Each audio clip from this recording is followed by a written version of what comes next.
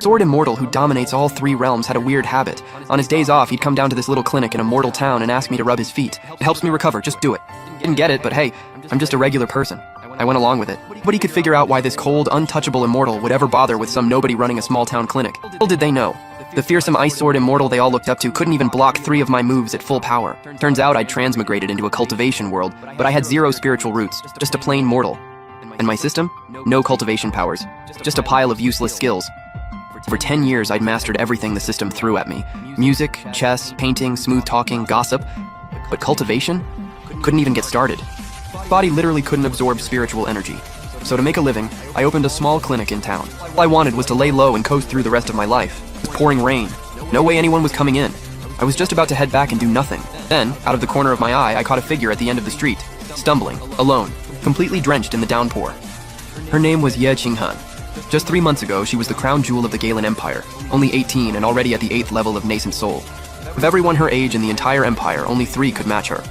Then she got hit with some mysterious poison and watched helplessly as her powers faded away, turning her into a nobody. The last thing her emperor father said to her? Since you're useless now, at least make yourself useful to the empire. Then she was married off to the Yunlan sect's Nalan family, to some spoiled young master, Nalan Xiaogong, whose core formation realm was basically bought with pills. Thinking about all of this, she pulled out her sword, the one she'd carried for years, and held it to her own throat. Better to end it than live like that. And suddenly, a voice came from behind her.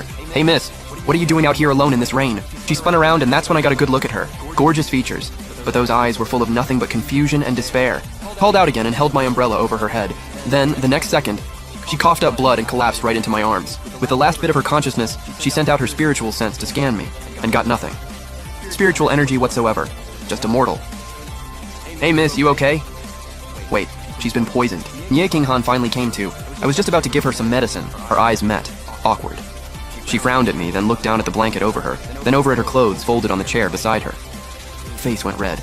She was about to say something, but broke into a coughing fit. "Miss, the poison's still in your system. You need to calm down and rest. As for your clothes, I had the lady next door, Mrs. Zhang, change them for you. No need to get upset." "What did you say?" "I said your clothes aren't... my poison. You already treated it?" "Yeah, but seriously, calm down. You need to rest." I was confused. I just treated some basic poison. Why was she freaking out? "I'm fine. I need to change. Could you step outside?" Sure.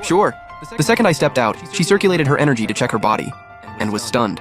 Most of the poison was already gone. Went quiet for a moment. How did a regular mortal even pull that off? Then I knocked. "Come in. I've got some hot tea if you want. Warm yourself up." Walked in with the tea. She took the cup but didn't drink. Just sat there staring out the window at the rain with this complicated look on her face. Sat across from her and sized her up. This girl had serious presence, probably a cultivator. Noticed me staring and got annoyed. This guy has no chill. Missed the